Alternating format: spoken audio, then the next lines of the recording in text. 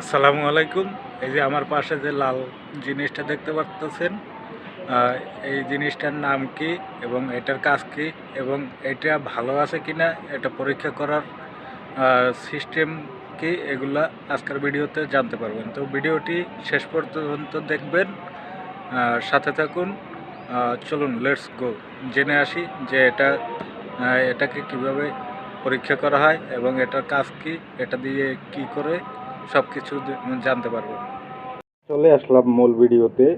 তো এই যে ভিডিওর মধ্যে যে জিনিসটা দেখতে পাচ্ছেন, এটার নাম হলো লাইফ বয়া। তো লাইফ বয়া মানে হলো আপনার যখন লাইফ রিস্ক আছে পানির মধ্যে, আহ, তখন এই বয়াটা আপনাকে সাহায্য করবে আপনার জীবনকে রক্ষা করার জন্য।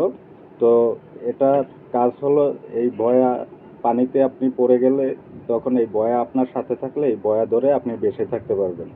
তো এই লাইফ বয়াটা আপনার পরীক্ষা করার নিয়ম হচ্ছে, মানে ঠিক আছে কিনা এটা পরীক্ষা করার নিয়ম হচ্ছে 7.5 কেজি ওজন বেঁধে মিষ্টি পানিতে 24 ঘন্টা ডুবিয়ে রাখতে হবে।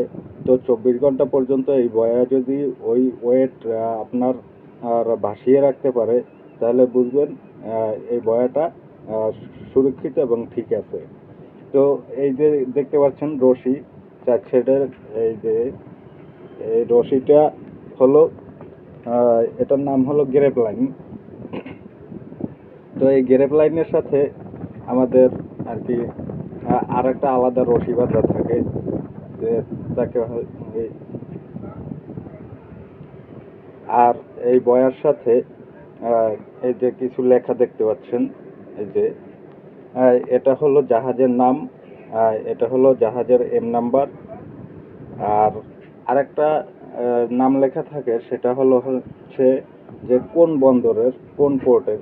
তো চট্টগ্রাম হইলে চট্টগ্রাম পোর্ট, আর মোংলা হইলে মোংলা পোর্ট, এই বাংলাদেশের মধ্যে। তো এরকম পোর্টের নাম লেখা থাকে, যাতে কাউকে পেলে শনাক্ত করতে পারে যে এ কোনখান থেকে পড়ে গেছে কিংবা কোনখান থেকে আসছে। তো এরকম নতুন নতুন ভিডিও পেতে পেজটি ফলো দিয়ে রাখবেন এবং লাইক কমেন্ট করতে ভুলবেন না। ধন্যবাদ সবাইকে, আল্লাহ হাফেজ।